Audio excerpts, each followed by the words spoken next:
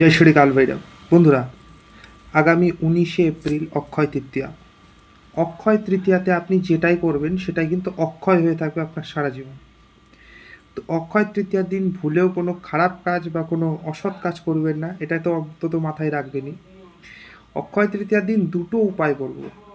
দুটো উপায় আপনারা যদি করতে পারেন, দুটো বলবো না, অ্যাকচুয়ালি অনেকগুলোই উপায় আছে, বাট আমি দুটো মেন উপায়, এই দুটো আপনাকে করতেই হবে।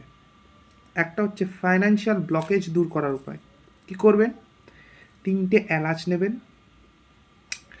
কিছুটা আতপ চাল নেবেন হাতের এই তালুতে, নিয়ে শ্রীম শ্রীম 11বার জপ করবেন এই মন্ত্রটা। করার পরে ওটিকে সাদা কাপড়ে মুড়ে হয় আপনার ক্যাশ বাস্কে, লকারে অথবা আপনার মানি পার্সে রেখে দিন। এই দিন একটি মাটির ঘট, ছোট একটা মাটির ঘট ক্রয় করে আনুন। এক দামে ক্রয় করবেন বা দামাদামি করবেন না।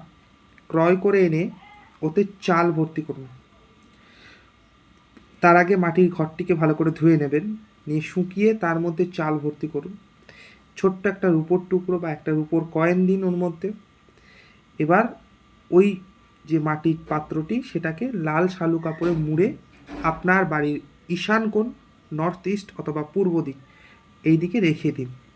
আপনার অর্থের সঞ্চয়ের ভাগটা বেড়ে যাবে, অর্থ বেহিসেবি খরচা হওয়া বন্ধ হবে, অর্থের আগমন ঘটবে, ফিনান্সিয়াল ব্লকেজেস দূর হবে।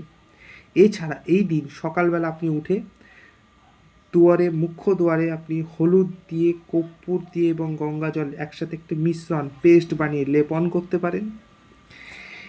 স্বস্তিক দিয়ে, মানে সিঁদুর হলুদ দিয়ে স্বস্তিক আঁকতে পারেন। দুস্থদের একটু খাওয়ান, বাচ্চাদের কিছু দিন। দেখবেন এই অক্ষয় তৃতীয়ার এই ছোট ছোট কাজগুলো আপনার জীবনে অক্ষয় হয়ে থাকবে। ভালো থাকবেন, ভালো রাখবেন। জয় শ্রী কাল ভৈরব।